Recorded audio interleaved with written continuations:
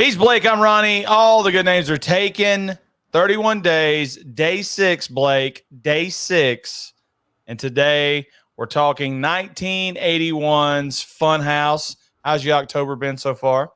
So far, so good. So, Blake, I remember renting a movie where there's clowns out killing people, and there's a bunch of kids at a house, and the clowns break in. And I wanted to do that for 31 Days of Horror. So I Googled it, and Funhouse popped up from 1981. So I'm sitting here, by the way, directed by Tobe Hooper, the same guy who directed Texas Chainsaw Massacre and Poltergeist, depending on who you believe. I'm sitting there. I'm watching it. I'm waiting for the clowns, Blake.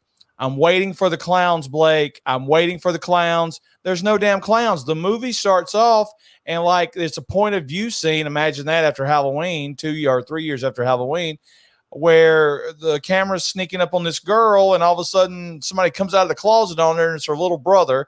And then we get the gimmick of him being a prankster. Then she goes downstairs, Blake, and she gets on the phone, and she's got a mechanic that she's supposed to go out with for the first time named Buzz. So I'm waiting for the clowns, Blake. Then they get in the car, and they go to the carnival.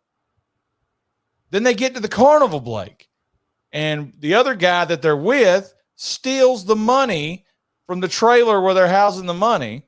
And now they're up in the ceiling. They're watching some dude with a bag on his head get by like a 90-year-old woman. He lasts like 8 seconds and then kills the old woman. And then the guy that plays the mailman from Funny Farm comes in. He plays like 3 parts in this movie. They start killing people, and it all takes place in a fun house. The saddest part about that whole thing is the guy who tagged along on the date as the third wheel. Well, no, he's got a date too. See, I guess I didn't explain it right. So hopefully everybody's having a good October. But she's going out with this mechanic guy, and she's being set up by her couple friends. So this is the first time she's been out with him. He comes pulling up and honks the horn. She's got 2 strict parents that think she shouldn't be going out. Meanwhile, the brother, Blake, he sneaks out of the house. He gets a hitchhiker to pick him up and almost gets molested. He dives out of the car, but he makes it to the fun house or to the carnival. They're all at the carnival at the same time. They shut this carnival down real quick after this retard kills this old whore. He takes the mask off his head. He's a freak, Blake. He's got all kind of shit going on. And I quickly realized this is not the movie that I thought it was. Hey, I made a mistake. So I go over to the Google, and you guys watching this review, you're going to get a twofer because I go to Google, Blake, and I type in Clown House, and that's the name of it, from 1989, Clown House, directed by Victor Salva. So, Blake, you know I don't know who anybody is, so I start watching this movie, and it's the movie I remember, Blake. It starts off at a carnival. There's a couple of creepy clowns around there. I remember the guy, Sam Rockwell. You remember him, Blake, from Ninja Turtles. Ninja Turtles. And what's that movie where he's in space? Ooh, what's the name? Never give up. Never surrender. Never remember the name. Galaxy Quest. There you go. Good pull. I will always remember Sam Rockwell, no matter how many movies he makes, as when he walks in and reveals himself as the bad guy in Charlie's Angels.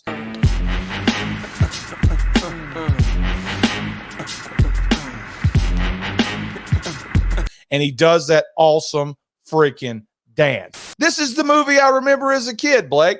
So, Clown House, 1989. The best Sam Rockwell moment is he was in that Adventures in Babysitting remake with Jonah Hill. He was in that as the bad guy drug dealer. And in the end, he gets his comeuppance, and he's surrounded by a gang of black guys that just showed up to save Jonah Hill.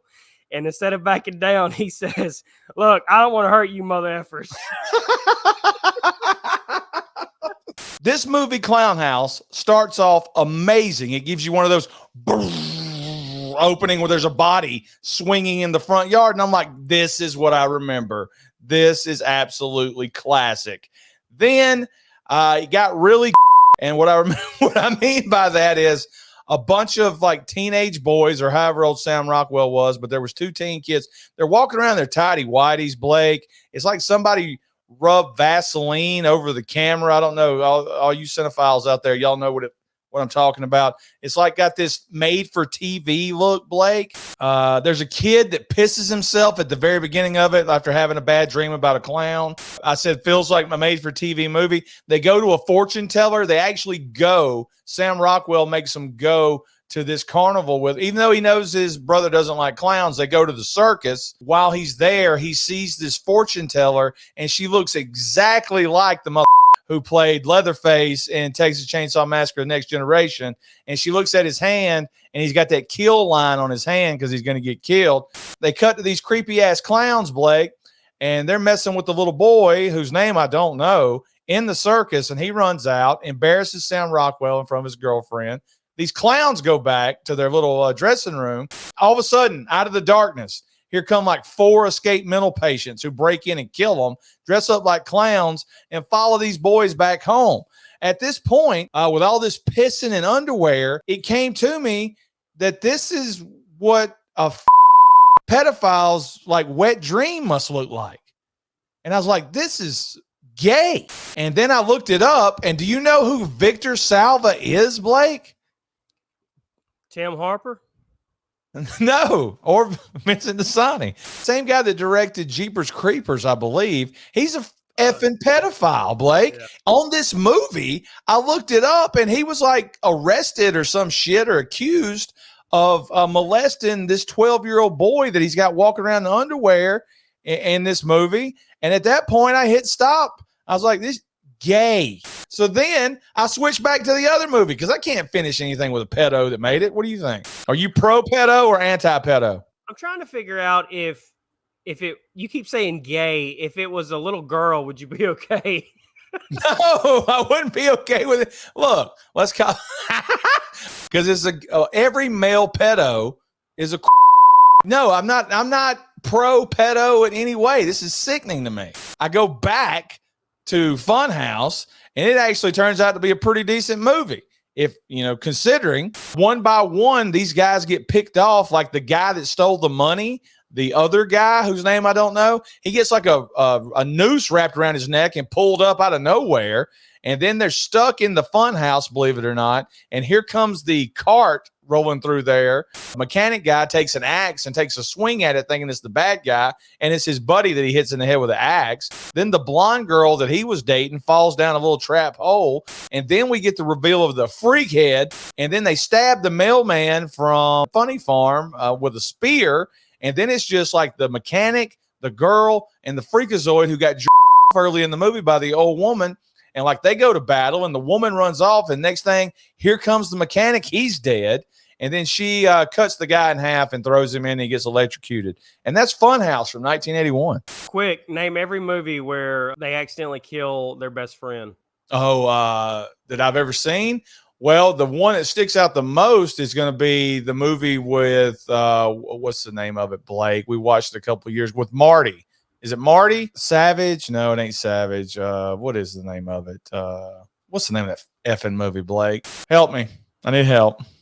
Instead of the killer, they think it's the killer, but they kill their friend. You're talking about Slaughter High. I didn't have to look it up. Slaughter High. Marty, she chops that guy right in the face. Oh, sorry about that. She chops that guy right in the face when he comes around the corner, the jokester guy. What's another movie? I was thinking The Strangers. Yes, because they killed the dude from Sunny. Yeah, Sunny Philadelphia, whatever the shit is. What are some more movies? But there's a bunch of them. I just can't think of them right now. Does it happen in the new Halloween trilogy? Seems like it does. Yeah, he accidentally shoots Dr. Falzone or whatever his name is on that bus because he's like, fuck. Don't shoot. Ah! Oh, fuck. But he don't die, so it don't count. Please help me. Movies where a good guy is accidentally killed. All right, Blake, we're finna get to the bottom of this. The Teacher and Jason Takes Manhattan. Yes. Was she accidentally killed? The car blows up. I mean, the car accidentally blew up. The car accidentally killed her. It was an accident. Oh, okay. The Mutil. Okay, we're watching that later this month, so I can't ruin it. The Exorcist. I don't remember anything in The Exorcist where that happened. Are they saying the preacher diving out the window? That's an accidental death. Oh, Lou Farmer in Prom Night. Was there an accidental death in Prom Night? Okay, I see what they're doing here, Blake. Like they got Gage from Pet Sematary. This is not a good list. That's not a good list at No. all. I'm just talking about where somebody accidentally kills Like, their buddy. I think I'm killing the bad guy, but yeah. Killing Harper. I guess you could argue Halloween 5. No, Halloween 4. Ted Hollister's boy. Oh, yeah, you go. Well, that's not accident. Well, I guess technically that is an accident. What about Halloween H2O where they cut that guy's head off? Yeah, that qualifies. Any Jason movies where a guy gets killed? Like, it seems like there is. I always wondered if that was that from Right There in Part 2 that got the guy in the wheelchair in the head out of nowhere. What if that? Okay, think about that. Friday 13th. I love how that's how you've always wondered that. Like he didn't go; he just stayed and hid, and like he's the one. And that's just the way they view. Is like when Jason's bag comes off his head. That's the way they view him. Yeah. Every looks like that to him. That's the filter they use. Well, hopefully you guys enjoy. Hopefully you guys enjoyed your review of Funhouse and your mini review of Clown House. Remember Clown House? I remember it being a good movie.